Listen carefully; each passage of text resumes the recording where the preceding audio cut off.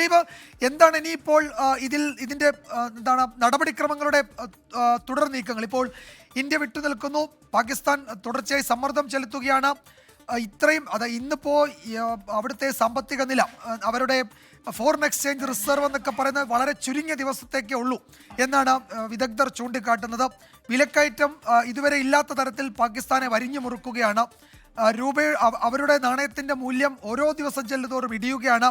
ഒരു കിലോ അരിക്ക് 200 രൂപ പാകിസ്ഥാൻ കറൻസി, ചിക്കൻ്റെ വില 600 രൂപ, ഗോതമ്പിന് 350 രൂപ. ഇങ്ങനെയാണ് അവിടെ നിന്നുള്ള റിപ്പോർട്ടുകൾ. അപ്പോൾ ഇത് ഏതെങ്കിലും തരത്തിൽ കിട്ടാതിരുന്നാൽ അല്ലെങ്കിൽ നീണ്ടുപോയാൽ അത് പാകിസ്ഥാൻ ഉണ്ടാക്കുന്ന സാമ്പത്തിക പ്രതിസന്ധി ചെറുതല്ലല്ലോ, അല്ലേ? അല്ല ദിലീപ്, എന്തുകൊണ്ടാണ് ഇന്ത്യ വിട്ടു നിൽക്കാനുള്ള തീരുമാനത്തിലേക്ക് പോകുന്നത്? ഇപ്പോൾ ഇന്ത്യ സ്റ്റേറ്റ്മെന്റിൽ പറഞ്ഞത് Pakistan has been prolonged borrower from IMF, പക്ഷേ അവർ അത് പൂർ ട്രാക്ക് റെക്കോർഡായിരുന്നു, ഏതെങ്കിലും തരത്തിൽ ഇംപ്ലിമെന്റേഷൻ ഉണ്ടായിട്ടില്ല.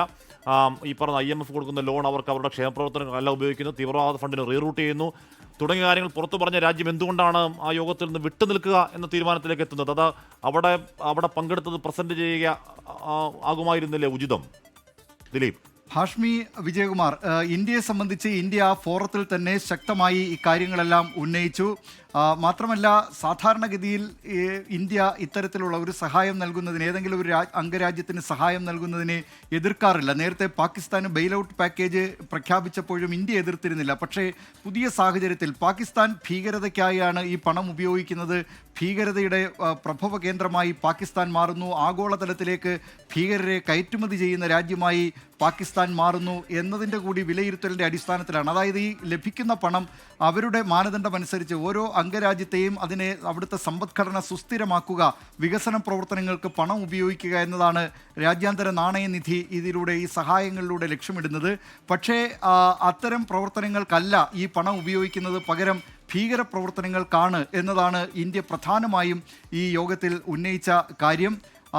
IMFൻ്റെ ഡയറക്ടർ ബോഡി യോഗം നേരത്തെ പറഞ്ഞതുപോലെ അവരുടെ ലക്ഷ്യം പ്രധാനമായും ഈ ഓരോ രാജ്യത്തെയും സാമ്പത്തികമായി സുസ്ഥിരമാക്കുക എന്നതാണ്. പാകിസ്ഥാനെ സംബന്ധിച്ച് നമുക്കറിയാം, പാകിസ്ഥാൻ്റെ സമ്പദ്ഘടന അങ്ങേയറ്റം കൂപ്പുകുത്തിയ അവസ്ഥയിലാണ്. പണപ്പെരുപ്പം വലിയ തോതിൽ ഉയർന്നു നിൽക്കുന്നു. നിത്യോപയോഗ സാധനങ്ങൾക്കെല്ലാം വലിയ വിലയാണ്. 1 കിലോ അരിക്ക് ഇന്ത്യൻ രൂപ തന്നെ ഏതാണ്ട് 150ഓളമാണ്.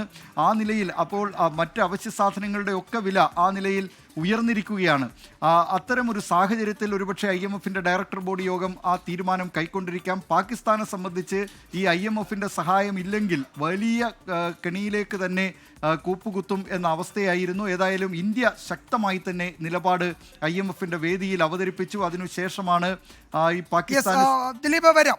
പറയാനുള്ളത് പറഞ്ഞ ശേഷം IMFൻ്റെ നിർണായക യോഗത്തിൽ നിന്നും അതിൻ്റെ വോട്ടെടുപ്പിൽ നിന്ന് ഇന്ത്യ വിട്ടുനിന്നു എന്ന പ്രധാനപ്പെട്ട വിവരമാണ് വരുന്നത്. ഇനിയും IMFൻ്റെ തീരുമാനം എന്താണ്? ബെയിലൗട്ട് പാക്കേജ് അനുവദിക്കുമോ, അതോ ഇന്ത്യയുടെ എതിർപ്പ് കണക്കിലെടുത്ത് എന്തെങ്കിലും തരത്തിൽ അത് പരിഗണിക്കുന്നത് നീട്ടിവെക്കുമോ എന്നറിയില്ല. എന്തായാലും അടുത്ത സമയത്തിൽ അതിൻ്റെ മറ്റു വിവരങ്ങൾ വരും.